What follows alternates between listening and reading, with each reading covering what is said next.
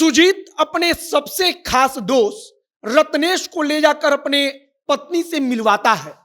अपनी पत्नी को बताता है कि यह रत्नेश है, मेरा दोस्त है। और इसके बाद क्या होता है, तो रत्नेश कुमार क्या करता है कि अपने दोस्त की पत्नी को ही फंसा लेता है।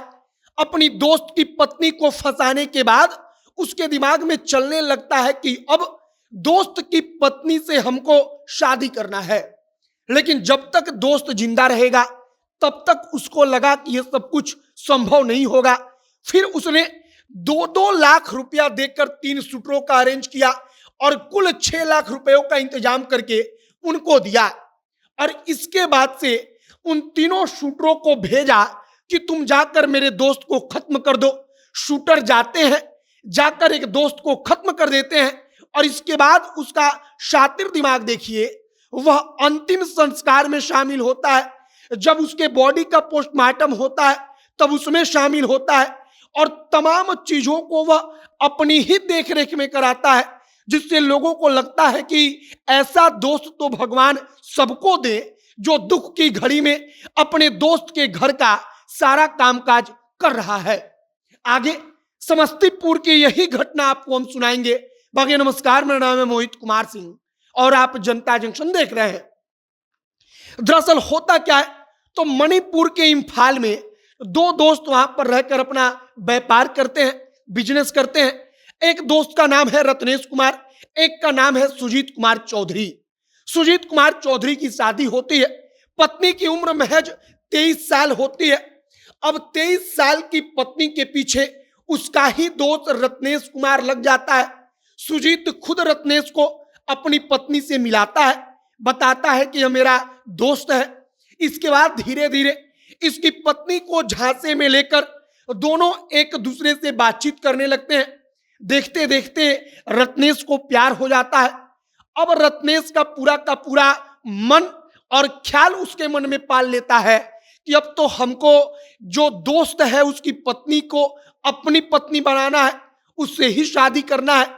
इसके लिए अब वह बाकायदा अपना दिमाग चलाता है। वह वैशाली जिले के 3 अलग अलग शूटरों से संपर्क करता है। तीनों शूटरों को 2-2 लाख रुपया देता है, मतलब कि टोटल 6 लाख रुपया। और उनको बताता है कि हमारा एक दोस्त है, उसको खत्म करना है। शूटर वहां पर जाता है, जाकर उसके सर में गोली मारता है और दोस्त खत्म हो जाता है। अब इसके बाद वह अपने दोस्त के घर जाता है। जब पुलिस वहां पर कार्रवाई करती है तो एक एक कदम पर वह वहां पर साथ रहता है, पूरे परिवार का साथ देता है। और इन तमाम चीजों के पीछे कहानी है कि रत्नेश ने यह जानबूझकर किया, क्योंकि उसको लगा कि अगर हम अंतिम वक्त पर वहीं पर रहेंगे, परिवार का साथ देंगे, तो पुलिस का हमारे ऊपर कोई शक जाएगा ही नहीं, लिहाजा हम पकड़े ही नहीं जाएंगे। और अब चूंकि दोस्त की पत्नी, जिसकी उम्र मात्र अभी 23 साल है, उस दोस्त की पत्नी की शादी करनी होगी, क्योंकि उसकी उम्र अभी 23 साल है।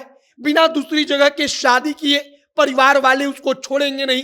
तब ऐसे वक्त पर हम फरिश्ता बनकर आएंगे और अपनी दोस्त की पत्नी से शादी कर लेंगे।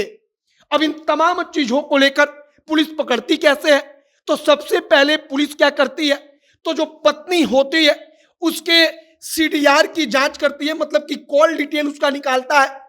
और कॉल डिटेल का पूरा जो रिकॉर्ड है उसको निकाला जाता है। तब पुलिस को लगता है कि एक आदमी है जिससे वो हमेशा बात करती है, लंबा बात होता है। पता चलता है कि यह तो वही दोस्त रत्नेश कुमार है। पुलिस अब इसके बाद छानबीन करती है, पता लगाती है। तब धीरे धीरे एक शूटर पकड़ा जाता है।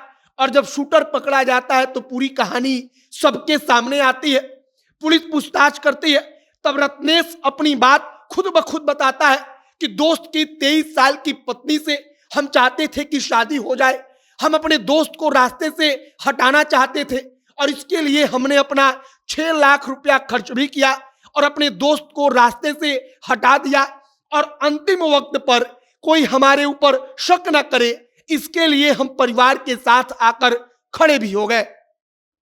अब पुलिस ने जांच पड़ताल की बात कहा है कि जो पत्नी है उस पत्नी को इसके बारे में कुछ पता नहीं था, मतलब कि रत्नेश ने क्या दिमाग लगाया है, रत्नेश ने मारने की प्लानिंग बताई है, इसके पीछे पत्नी को पता नहीं था यह कहानी, लेकिन अब पूरी की पूरी कहानी सबके सामने आ चुकी है। लगभग 1 महीना का वक्त बीत चुका था और 1 महीना के बाद पुलिस ने पूरी की पूरी कहानी को लाकर सबके सामने रख दिया, सबको बता दिया कि पूरा का पूरा माजरा क्या था। अब समस्तीपुर की कहानी है। मणिपुर में दोनों दोस्त रहते थे। वहीं पर पहले दोस्त की पत्नी से उसकी मुलाकात हुई और इसके बाद पूरा का पूरा उसने एक खेल रचा, एक चक्रव्यूह रचा और इसके जरिए अपने दोस्त को खत्म करवा दिया। वीडियो यहीं पर समाप्त करते हैं। आगे और अगर कुछ जानकारी आएगी तो वो हम अपडेट आप तक पहुंचाएंगे। आप क्या सोचते हैं कमेंट बॉक्स में लिखकर बताइएगा। कैमरे से विशाल खड़े हैं और मैं मोहित कुमार सिंह। बहुत बहुत धन्यवाद।